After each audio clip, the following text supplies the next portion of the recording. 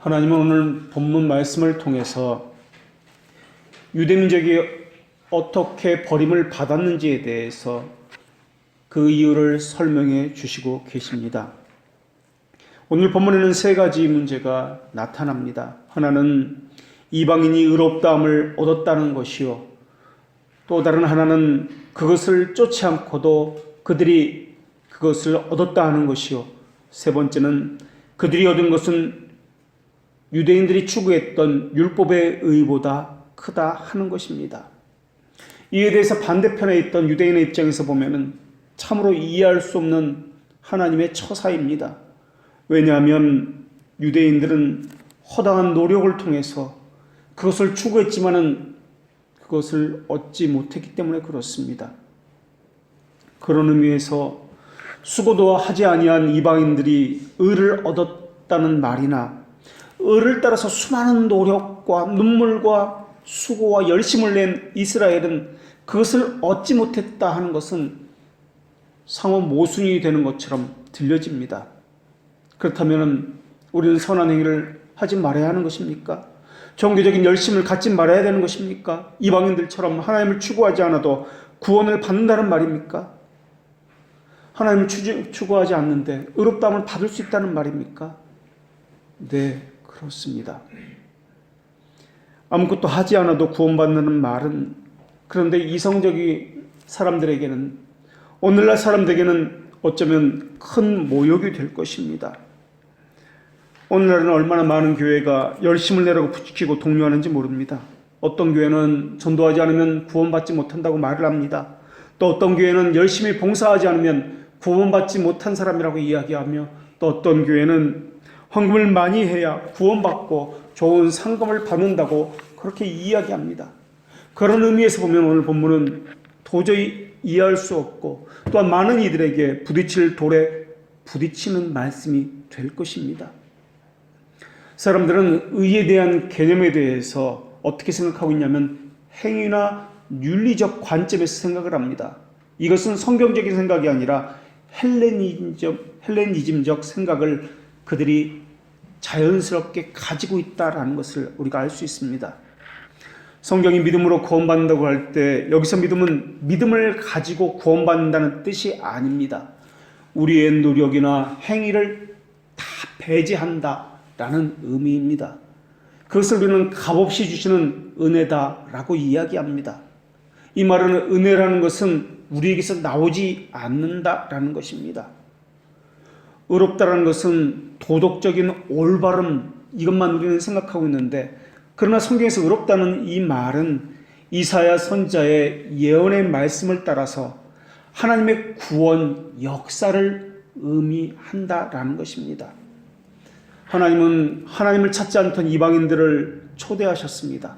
그리고 그리스도 안에서 아브라함 언약으로 그들을 하나로 묶어주셨습니다.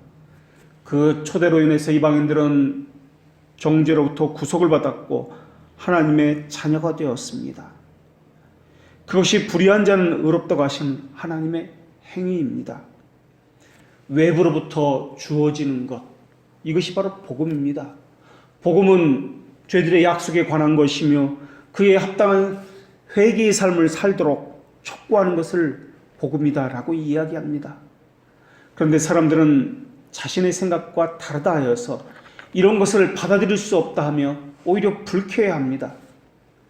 이스라엘의 실패 원인은 하나님께서 이스라엘에게 주신 그 약속들을 불성실하게 행한 것 때문에 책망을 받은 것, 실패한 것이 아니었습니다. 이스라엘의 실패 원인은 하나님을 의지하지 아니하고 자신의 행위를 의지했기 때문이라고 오늘 본문에서 분명히 말씀하고 있습니다. 다시 말하면 하나님께서 말씀하신, 하나님이 정하신 하나님의 방법을 거부하고 자기 행위로서 무언가를 얻으려 했다는 점입니다. 이스라엘의 잘못은 어떤 점에서는 하나님의 계획의 일부이기도 하지만 사람 편에서 보면 자신들의 책임이기도 하다라는 것입니다. 그러면서 오늘 본문부터 로마서 10장 21절까지 말씀에는 하나님께서는 이스라엘의 잘못에 대해서 4가지로 말씀하며 책망을 하시는 말씀이 나옵니다. 오늘 본문인 30절부터 33절까지 첫 번째 이스라엘의 잘못이 나옵니다.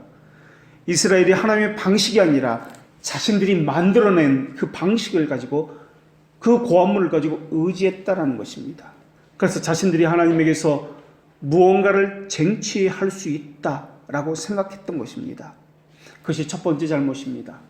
그리고 두 번째 잘못이 나오는데 10장 1절부터 4절까지 두 번째 잘못이 나옵니다. 그들의 잘못은 그리스도를 율법의 마침으로 완성으로 인식하지 못했다라는 것입니다. 그들은 그리스도를 오히려 배척했습니다. 그것을 통해서 얻는 의를 오히려 경멸했습니다. 그래서 율법의 완성으로서 그리스도를 받아들이지 않았던 것입니다. 이스라엘의 세 번째 잘못이 10장 5절부터 13절 사이에 나옵니다. 그들의 잘못은 새 방식을 받아들이지 아니하고 그것을 무시하고 옛 방식을 고집했다라는 것입니다. 우리는 그 새 방식을 새 언약이라고도 말을 합니다. 새 언약은 옛 언약의 그림자와 모형에 실제 드러난 실체를 의미합니다. 옛 언약은 문자적이고 형식적인 내용입니다. 새 언약은 그 안에 담긴 하나님의 뜻이 무엇인지 밝힌 언약입니다. 그래서 이면적인 언약, 내면적인 언약입니다. 그러나 이스라엘은 하나님이 말씀하시는 그 의도에는 전혀 관심이 없었습니다. 그저 형식적인 것, 문자적인 것, 그 그림자, 이것에만 관심이 있었습니다. 그래서 그림자에 매여서 그 문자에 매여서 그것을 지키면 구원받을 수 있다라고 생각했던 것이 바로 유대인들의 모습입니다. 그러한 잘못에 대해서 하나님께서는 책망하셨던 것입니다. 이스라엘의 네 번째 잘못에 대해서는 14절부터 10장 21절까지에 대해서 나오고 있습니다. 유대인들은 선제들이 그렇게 외쳤던 복음을 받아들이지 않았습니다. 그 복음을 받아들이지 않은 그 책임을 스스로 져야 했다라는 것입니다. 그런데 이 네 가지 잘못에 대해서 자세히 살펴보면 오늘 우리의 모습과 또는 이 땅의 모습을 보는 것 같다는 생각이 들 것입니다. 우리 가운데 어떤 이들은 행위로서 구원을 받을 수 있다라고 부추기고 있습니다. 이러한 것을 행위 구원론이라고 이야기합니다. 또 어떤 이들은 하나님의 은혜와 우리의 열심이 연합해서 구원을 받는 것처럼 이야기하고 있습니다. 이것을 신인 협력론이라고 이야기합니다. 그들은 이렇게 말합니다. 수많은 프로그램을 보십시오. 그것에 참여하면 믿음이 생깁니다. 그것에 참여하지 않으면 복을 받지 못하고 믿음이 없는 사람의 모습입니다. 그런데 오늘 성경에서는 무엇이라고 말씀하고 있습니까? 행위로서가 아니다라고 말씀하고 있습니다. 그렇다면 행위로서 안다는 것은 그렇게 여기는 사람들은 오늘 본문에서는 어떻게 된다고 말씀합니까? 부딪히는 돌에 부딪힌다라는 것입니다. 그들은 이해할 수 없을 것입니다. 그들은 이렇게 생각할 것입니다. 왜 신앙적인 열심을 내고 교회마다 수많은 프로그램을 만들어서 돌리고 열심히 그 프로그램에 참여하는 것은 좋은 믿음을 가진 것 아닙니까? 그래야 하나님께서 기뻐하시는 것 아닙니까? 그렇기 때문에 복음이 그들에게 거치는 돌이 된다라는 것입니다.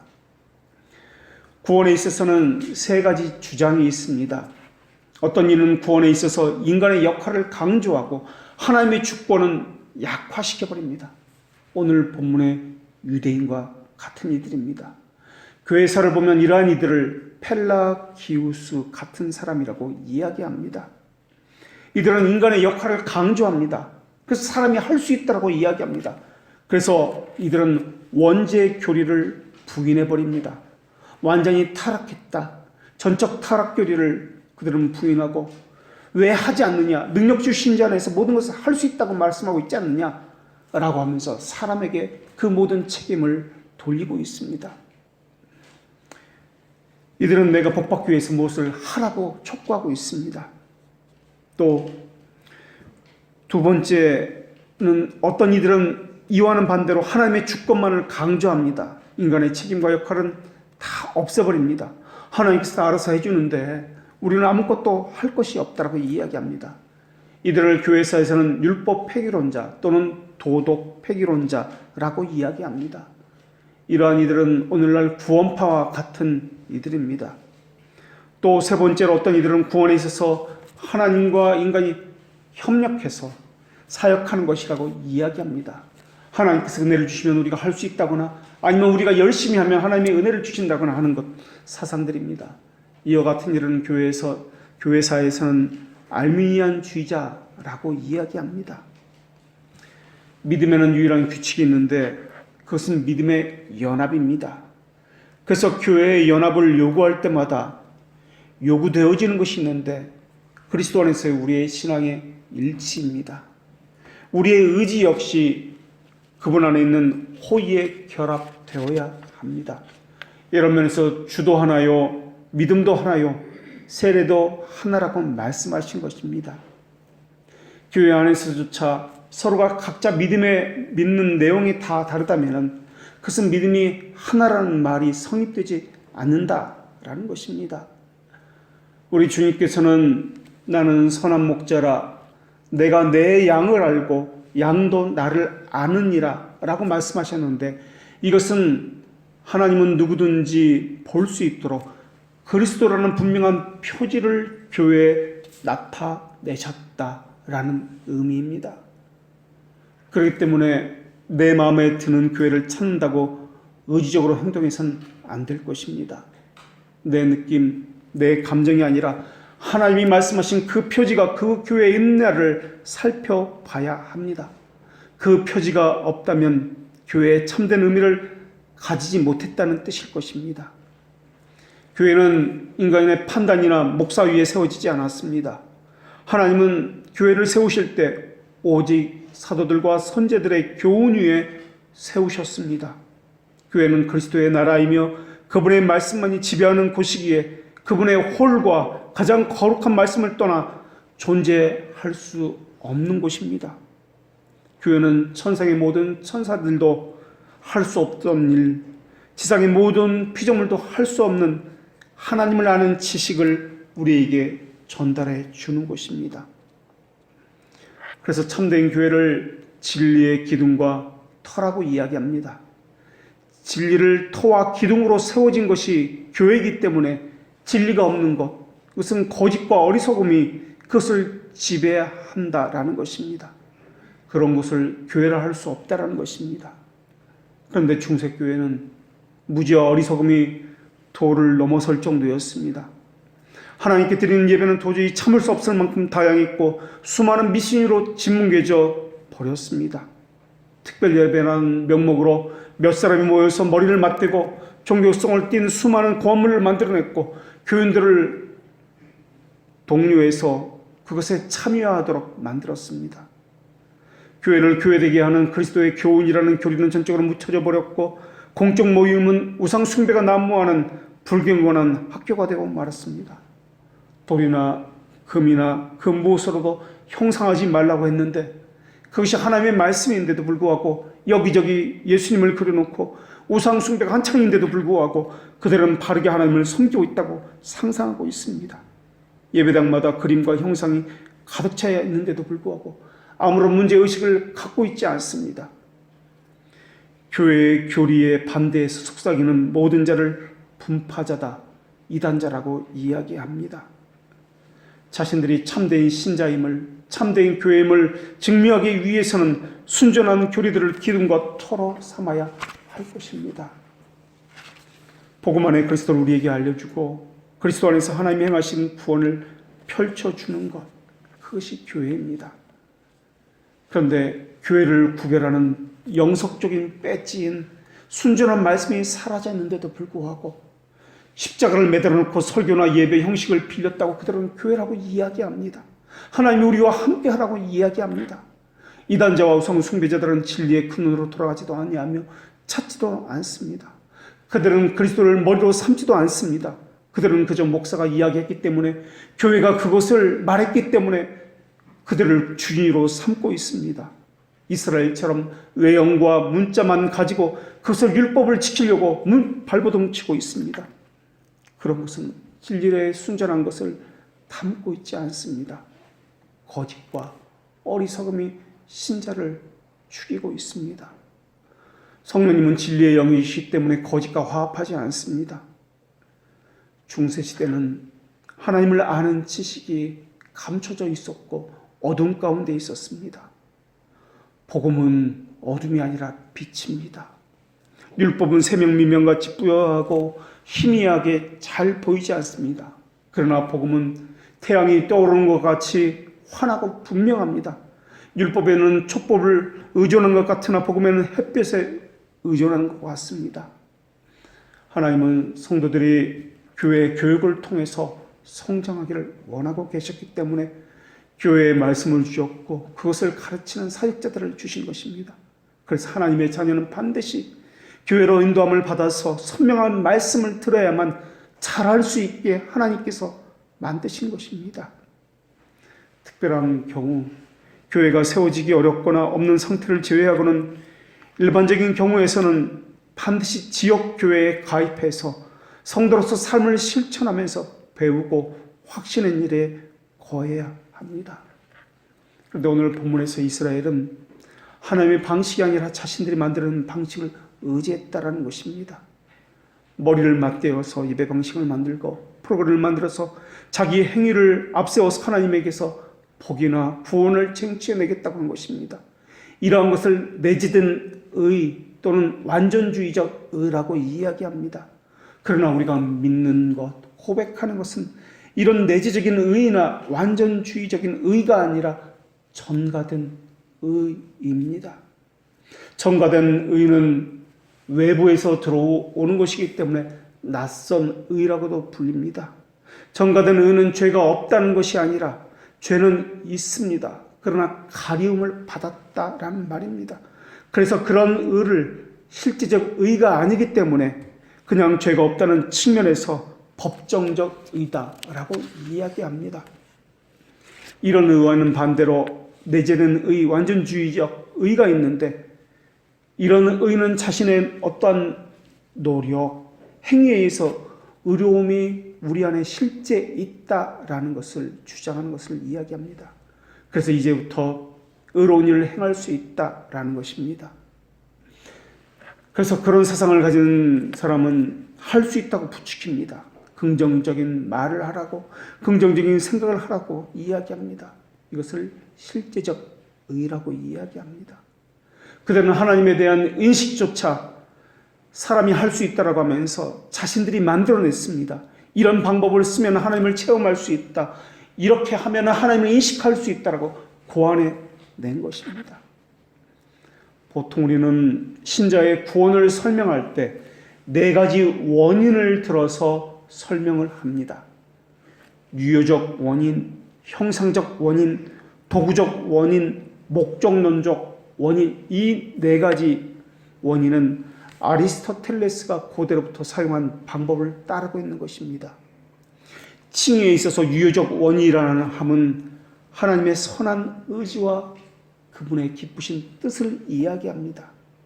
하나님의 자비하신, 하나님의 기쁘신 뜻, 그것만이 유일한 원인이다라는 것입니다. 그리고 형식적 원인은, 형상적 원인은 예수 그리스도를 의미합니다. 예수 그리스도의 죽음과 부활로 그것을 믿는 이들에게 그분의 의가 전가된 것, 이것을 형상적 의다라고 이야기합니다. 그리고 도구적 원인이 있습니다. 이 도구적 원인은 믿음이나 복음이라고 이야기합니다. 이때 복음은 그분이 어떤 일을 하셨는지 우리에게 알려주는 도구를 이야기합니다. 마지막으로 목적론적 원인이 있습니다. 목적을 하나님의 영광입니다. 이것은 하나님께서 왜 우리를 구원하셨는가와 관계하고 있습니다. 이런 칭의의 사중 원인에 대해서 이단적 사상은 다르게 설명을 합니다. 이 4가지 원인 중에서 가장 큰 차이점은 도구적 원인에 대해서 설명하는 것입니다. 개혁신앙에서는 믿음의 역할을 도구적 원인으로 이해합니다. 오직 믿음으로 어렵게 된다고 말할 때 그 믿음 자체는 어떤 능력이나 힘이나 공로가 없다라는 뜻입니다. 그래서 우리는 이것을 행위를 배제한다라는 것으로 배웠습니다. 칭의의 전적인 공로는 믿음을 가진 그 사람에게 있는 것이 아니라 오직 그리스도에게 있습니다. 우리에게는 아무런 공로가 없습니다. 그래서 칭의라는 말은 믿음 때문에 혹은 덕분에 라는 말로서 사용하지 않는다라고 이야기했습니다. 중보 기도라는 말은 덕분에 라는 뜻입니다. 그러나 우리는 덕분에 라는 말을 쓰지 아니하고 오직 은혜라고 사용합니다. 믿음이라는 도구를 통해서 라는 말은 그리스도의 의의 공로에 근거할 때만 가능하다라는 말입니다. 그런데 아르미우스 주의자들은 믿음을 도구적 원인으로 이해하지 않습니다. 그들은 믿음을 형상적 원인이나 공로적 원인으로 이해합니다. 그들은 믿는 행위가 칭의의 조건이 된다고 생각합니다. 그래서 자연스럽게 내가 믿었기 때문에 이것이 칭의의 공로가 되는 겁니다.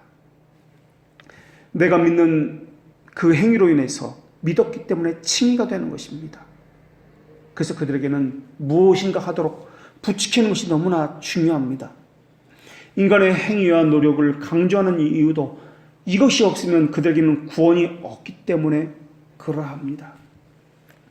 그들은 형상적 원인이 예수 그리스도가 아니라 우리가 믿는 그 믿음이라고 이야기하고 있기 때문에 그렇습니다. 믿음을 도구적 원인으로 이해하지 않습니다. 그들은 형상적 원인으로 이해합니다. 공로적 원인으로 이해합니다. 그렇게 이해하게 되면 그리스도는 사라져버리는 것입니다. 그리스도의 역할이나 그 의미는 최소한 사라지거나 축소해 버리는 것입니다. 반대로 그리스도는 사라져버리고 인간의 행위와 인간의 공로와 인간의 어떤 윤리적인 것은 상대적으로 커지는 것입니다. 바로 이것이 오늘날 우리 주위에서 보여지는 현상들입니다. 그래서 그리스도는 사라져버리고 인간의 윤리 도덕적인 것만 강조되어지고 하는 것이 오늘날 모습입니다. 이것 때문에 종교개혁자들이 중세시대 교회를 향해서 성경으로 돌아가자고 목숨을 걸고 싸운 것 아니겠습니까? 그런데 여전히 중세시대에 살고 있는 것처럼 잘못된 믿음과 구원론관을 가지고 살고 있습니다. 믿음이 선물이라는 이 말은 오직 그리스도에 의해서이며 라는 뜻입니다. 그래서 우리는 우리가 가지고 있는 성경은 로마서 3장 26절을 그 하반절을 번역을 할 때 이렇게 번역합니다. 또한 예수 믿는 자를 의롭다 하려 하심이라. 의롭다 하려 하심이라. 분명히 우리말 성경에서는 의롭다 한다라고 번역하고 있습니다. 그런데 로마 카톨릭에서는 그들이 가진 성경에서는 이것을 의롭다 한다라고 번역하지 아니하고 어떻게 번역하면 의롭게 한다라고 번역을 해 놓았습니다. 의롭다 한다, 의롭게 한다라는 것은 전혀 다른 문제입니다. 의롭지 않은데 의롭다 하는 것이 우리라면 그들은 의롭게 한다, 실제로 본성적으로 의롭게 된다라는 의미로서 성경을 그렇게 기록했다라는 것입니다. 그래서 성경은 무엇이라고 말합니까? 사람에게는 믿음에 도달할 능력이 없다라는 것을 이야기해 주고 있지 않습니까? 그래서 우리는 오직 은혜라고 이야기하고 있지 않습니까? 믿음을 생성하기 위해서라도 값없는 은혜가 하나님으로부터 우리에게 주어져야 한다는 것입니다. 값없다는 것은 가치가 없다는 뜻이 아니라 가치를 매길 수 없을 만큼 그만큼 고귀하고 값비싸다는 뜻이라고 우리가 이미 배워 알고 있습니다. 또 우리가 그리스도의 공로적 원인이다라고 이야기하는데 이때의 공로적 원인은 그리스도와 하나님을 계급이 있다, 낮은 계급이다, 성부 하나님보다 못한 존재다 그런 뜻으로 말하고 있는 것이 아닙니다. 바른 믿음은 삼위일체 하나님을 믿는 신앙입니다. 이것에 대한 분명한 지식이 있어야 됩니다. 어떤 이들은 삼위일체 하나님이라고 이야기하면 그저 성부, 성자, 성령 하나님을 믿는 것 아닙니까? 라고만 이야기합니다. 구약 성경에서 모호하게 전달된 삼위일체 교리는 메시아가 오신 이후에는 명확하게 명료하게 나타났습니다. 삼위일체 교리는 어쩌면 우리 이성으로는 결코 찾아낼 수 없는 교리일 것입니다. 우리가 가진 믿음은 하나님을 존중합니다. 거기다가 우리는 하나님을 아는 지식을 기초로 신앙을 쌓아가고 있습니다. 만약에 하나님을 아는 올바른 지식이 없다면 그들이 어떠한 열심을 낸다 할지라도 그것은 우상 숭배며 왜곡된 미신에 불과할 것입니다. 우리의 본분과 행복은 그래서 하나님을 바르게 아는 것, 바르게 알고 살아가는 것입니다. 하나님을 낳으시는 분으로, 또 낳으심을 받는 분으로, 또 아버지와 아들에게서 보내심을 받는 분으로 우리는 각각 구별되게 존재한다는 것을 배워 알고 있습니다. 그러나 그 세 분은 또한 위격적으로 독특한 특성을 가지고 구별되시는 분이시나 본질은 하나로서 동일하시고 동등하시다는 것을 우리는 또한 알고 있습니다. 그러나 이스라엘은, 유대인들은 그리스도를, 그 예수님을 낳으심을 받으신 하나님으로 믿지 않고 있다라는 것입니다. 그들은 창조주 하나님을 알고 있을지 몰라도 구속주 하나님에 대해서는 그들은 부인하고 또한 그것을 믿지 않았습니다. 옛 언약의 구약에서 선지자들이 그렇게 하나님의 말씀을 전해주었건만 그들은 그 이면적인 뜻보다도 그것을 문자적으로 받아들였기 때문에 그렇습니다.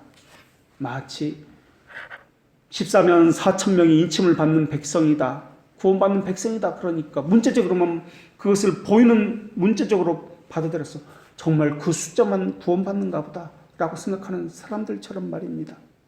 십계명에 살인하지 말라니까 난 살인하지 않았으니까 하나님의 말씀을 다 지켰네 하는 것과 마찬가지로 문자적인 해석으로 그것을 받아들이는 것입니다. 그런 이들에게 그리스도는 거치는 돌과 부딪히는 돌이 되었다라는 것입니다. 믿음으로 그렇게 된다는 교리는 사도들과 선지자들이 전해준 교리이며 또한 중세 교회가 감추어 놓았던 진리이며 그것을 종교개혁자들이 다시 발견해서 우리에게 알려준 진리입니다. 이사야 선지자가 예언한 것이 그리스도 안에서 성취되었다라고 사도 바울은 물론이고 베드로와 사도 요한도 성경 여러 곳에서 증언하고 있습니다. 하나님은 그리스도의 인성 속에서 손을 내밀어서 우리를 붙잡아 주셨습니다. 그리스도 안에서 하나님께서 어떻게 자신을 낮추었는지, 피조물에게 하나님을 어떻게 보이셨는지를 알려주셨습니다. 그리스도 안에 있는 하나님을 아는 지식은 죽어가는 자에게 위로함을 주었고 무거워 두려워하는 양심을 달래주었습니다. 그 지식은 죽음을 기쁘게 받아들일 수 있는 그런 지식이었습니다. 하나님은 복음을 통해서 하나님을 아는 지식을 주셨으며 우리에 대한 비참함을 알게 하셨으며 우리의 치료제가 무엇인지 또한 깨닫게 해주셨습니다. 그러면서 의인은 이 땅엔 아무도 없다라는 것도 말씀해 주셨으며 모두가 다 한쪽으로 치우쳐서 선을 행하는 자도 없다라는 것이 성경의 증언입니다. 우리는 그것을 전적 무능력, 전적 부패라고 이야기합니다. 하나님을 사랑할 마음도 없으며 하나님께 그 말씀에 순종할 의지도 전혀 없다라는 것이 하나님의 말씀입니다. 그런데 어떤 이들은 우리 힘으로 할 수 있다고 이야기합니다. 그것이 바로 오늘 본문의 유대인들의, 이스라엘의 모습이다라는 것입니다. 유대인들은 자신들이 믿는 믿음과 행위 때문에 구원받을 수 있다고 자랑했습니다. 자신들은 선민의식을 가졌고 혈통으로 구원받는 것처럼 그렇게 생각했습니다. 예배 드릴 때 우리가 모자를 벗으면서도 마음을 수그리지 않으면 그 예배는 헛된 예배가 되는 것처럼 그들은 그렇게 생각을 했습니다. 그것에 대해서 하나님은 그들의 잘못을 책망하셨던 것입니다. 하나님의 은혜와 관련 짓는 유일한 수단은 믿음입니다. 그래서 너희는 그 은혜에 의하여 믿음으로 말미암아 구원받았으니 그것이 하나님의 선물이다라고 말씀하고 있습니다. 호세아 선지자는 이것에 대해서 고아가 주로 말미암아 긍휼을 얻음이나이다라고 고백했습니다. 고아와 같이 힘없는 자가, 의지할 데 없는 자가, 완전히 절망에 빠져버린 자가, 아무것도 할 수 없는 자가 하나님의 자비하심을 받을 것이다 라는 것이 호세아 선지자의 말씀입니다. 이 말은 가족이 없다, 돈이 없다 그런 뜻이 아니라, 그런 사람들이 하나님의 자비를 받는다는 말이 아니라 자신의 영혼이 비참함을 깨닫는 자들, 난 아무것도 할 수 없고 전적으로 무능력하고 전적으로 부패하다는 것, 자신의 영혼이 파멸됐다는 것을 깨닫는 자들에게 베푸시는 하나님의 자비가 어떠한지를 알라라는 것입니다. 하나님의 값없는 은혜에 의하면, 그렇기 때문에 용서받지 못할 죄는 단 하나도 없습니다. 은혜는 사람을 차별하지 않기 때문에 그렇습니다. 그리고 사람이 갖추어야 할 조건은 단 하나도 없습니다.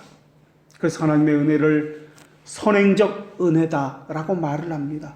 이 말은 사람 안에 있는 것에 앞서간 은혜가 하나님의 은혜다라는 것입니다. 그런데 어떤 사람은 하나님의 은혜보다 사람의 행위나 열심히 앞질가곤 합니다. 오늘 본문의 유대인들처럼 말입니다. 그렇다면 또 이렇게 질문할 수 있습니다. 믿음도 하나님이 주시고 하나님 모든 것을 다 알아서 주시는 것이라면 믿음의 수단을 전혀 활용하지 않아도 되는 것 아닙니까? 그렇지 않습니다. 노아의 경우에도 노아는 하나님께 은혜를 입었지만 하나님은 노아에게 너를 위하여 방주를 만들라 라고 명령을 하셨습니다. 하나님께서 우리가 구사할 수 있는 수단을 사용하라 라고 말씀하셨던 것입니다. 그러나 그 모든 것을 하나님의 은혜에 종속해 사용해야 한다라는 것입니다. 병이 들면은 하나님이 주신 수단인 의사에게 찾아가는 것과 마찬가지다라는 것입니다. 그렇다면 다시 이렇게 질문할 수 있습니다. 우리에게 하나님 값없는 은혜를 주셨다면은, 그것을 우리가 전적으로 의지한다면 거룩은 무시해도 되는 것 아닙니까? 그건 역시 그렇지 않습니다. 하나님께서 주신 은혜가 어떠한 것인지 안다면은, 하나님의 은혜는 우리에게 거룩하라고 요구한다는 것도 알게 해 주신다는 것입니다. 하나님의 은혜는 가장 위대한 선생인데 하나님의 거룩을 가르쳐주는 선생입니다. 하나님의 은혜를 아는 지식에는 참된 지식이 있고 거짓 지식이 있습니다. 만일 그것이 참된 지식에 속한 것이라면 전적으로 거룩을 가르치고 거룩한 심령을 새겨주는 성령님의 인도함을 받는다라는 것입니다. 그러나 그것이 거짓 지식에 속한 것이라면 나를 먼저 챙기라고, 자기 욕심을 보라고 이야기할 것입니다. 오늘 본문에서 유대인의 문제는 율법의 의와 믿음의 의를 혼돈한 것입니다. 그들은 자유로운 믿음의 의를 가지고 말하기보다는 행위를 가지고 말하고 있다는 것입니다.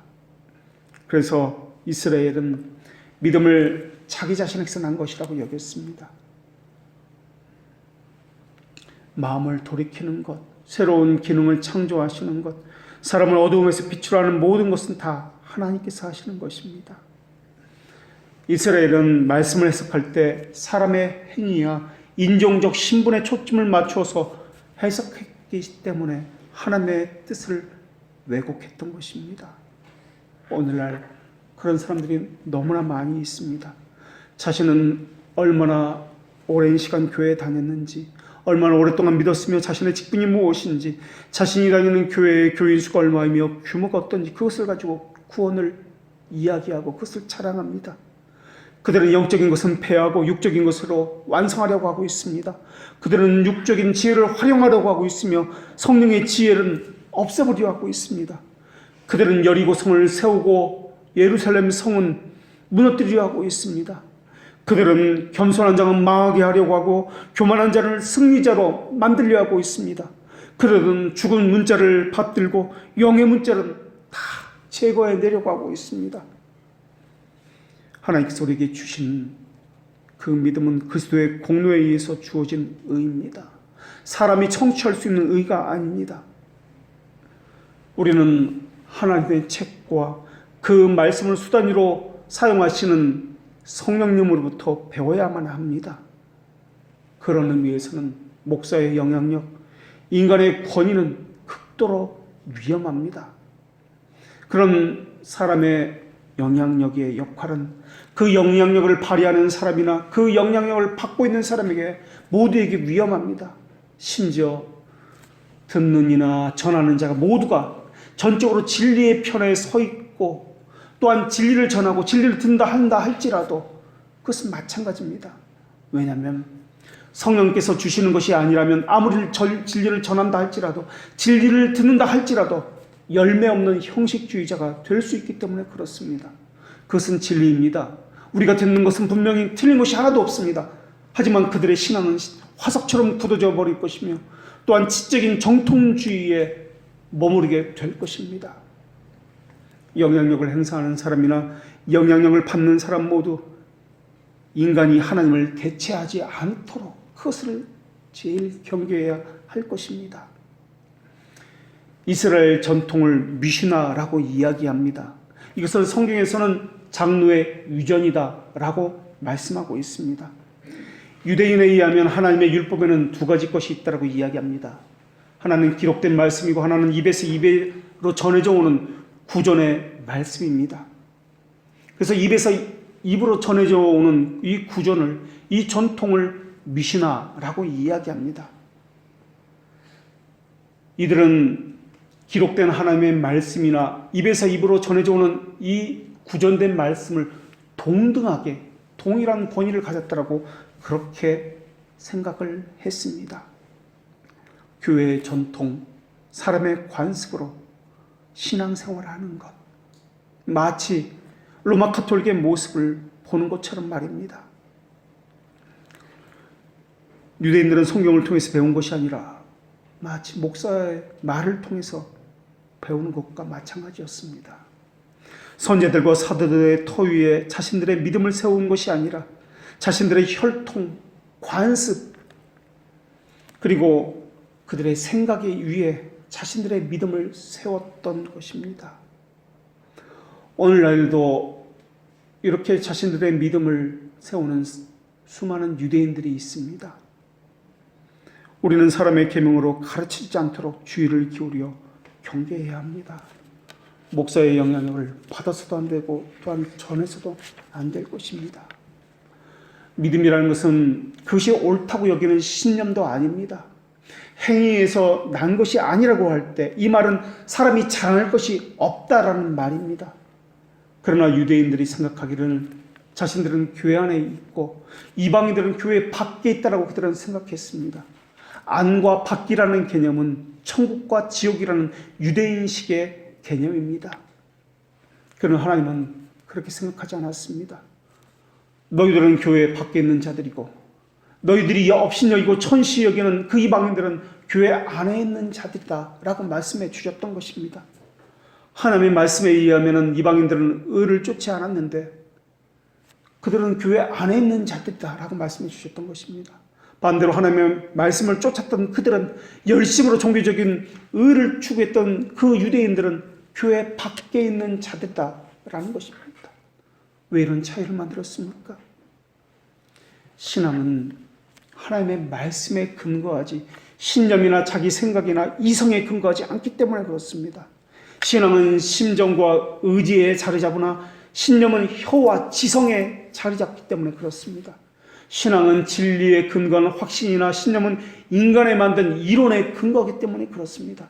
내가 해보니까, 내가 이 교회도 다녀보고 저 교회도 다녀보니까, 내가 경험해보니까 이것이 가장 옳더라. 이것은 바로 신념입니다. 신념은 대중성을 갖습니다. 사람들이 많이 하니까, 그들도 다 이것을 하니까 라고 말합니다. 그래서 사람이 만든 그것에 자질을 질 듯한 기쁨과 만족감을 느낍니다. 그리고 자신들이 만들어낸 그것을 다른 사람에게도 따르라 사람들을 종속시킵니다. 이러한 것이 바로 신념이 하는 일들입니다. 신념을 가진 사람은 자신이 만든 것에 스스로 만족을 합니다. 그리고 자기가 만든 고안물들에게 사람들이 따르라고 부추기고 추종자들이 생기면 그것으로 기뻐하고 낙을 삼고 그렇게 사람들을 높이고 있습니다. 추종자가 많아지면 인기와 대중성을 얻게 됩니다. 인기와 대중성을 갖게 되면 그것이 사회 문화를 주도하게 됩니다. 이런 흐름이 지속되면 교회 관습이나 전통이라는 이름으로 그것을 부르게 됩니다. 그것은 성경과는 전혀 상관이 없습니다. 한 교회에서 찬양과 경배한다니까 다른 교회에서도 드럼을 갖다 놓고 조명을 바꾸고 덩달아서 찬양과 경배팀을 만들어서 따라합니다. 한 교회에서 십자가를 정면에 설치해 놓으니까 그것이 보기에 좋더라고 다 따라서 십자가를 설치해 놓습니다. 한 교회에서 카페를 만들어 놓고 보니까 그것이 좋다고 다른 교회들도 다 카페를 만들어서 운영을 합니다. 한 교회에서 프로그램을 만들어 운영해 보니까 다른 교회도 그 프로그램을 만들어서 시행을 합니다. 이러한 것은 바로 신념이 시켜서 하는 일들입니다. 신자의 유일한 규범은 대중이나 사회에서 요구하는 것이 아니라 성경에 기록된 말씀에 따라서 행하는 것입니다.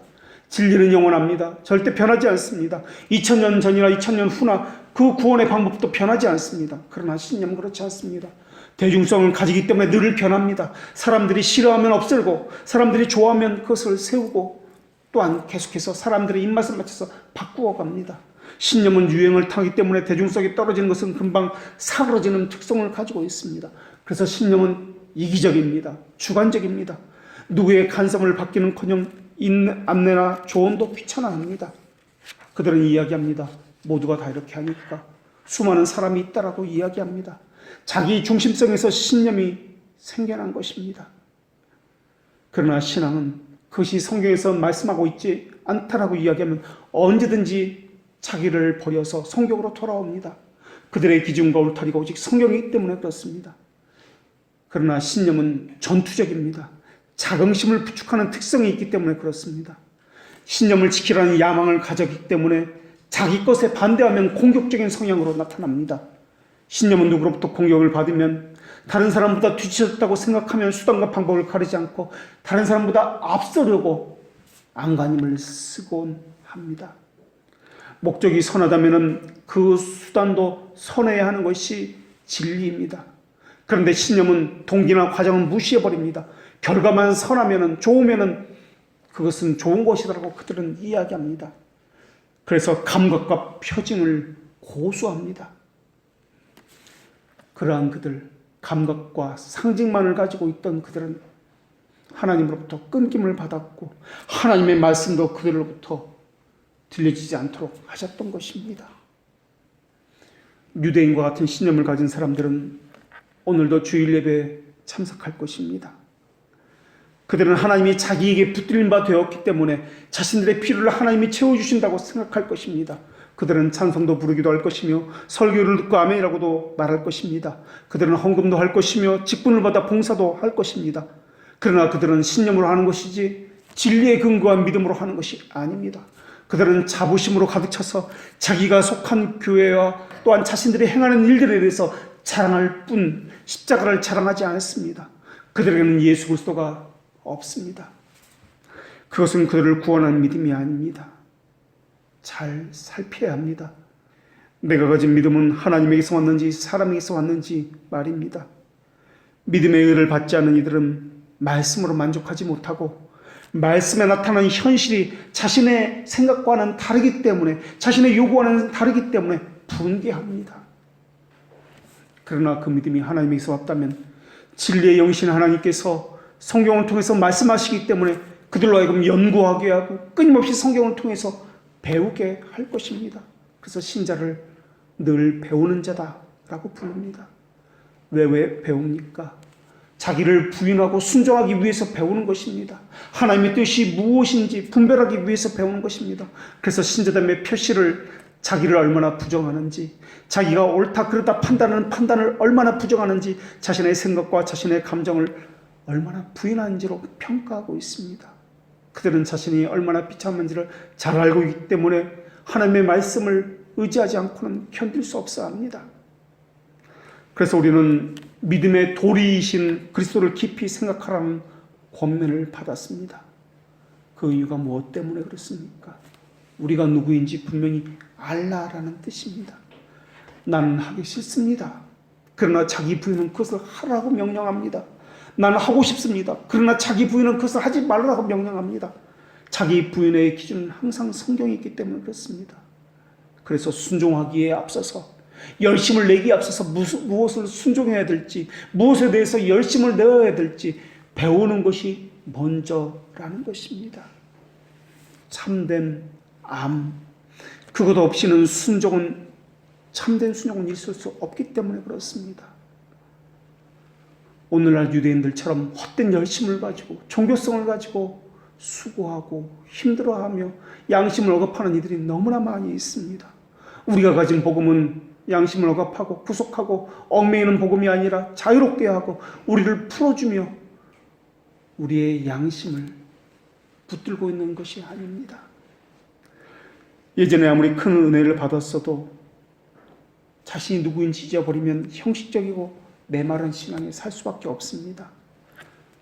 나 같은 죄인 살려주신 그분을 잊지 말아야 할 것입니다. 그리스도로 돌아가야 할 것입니다.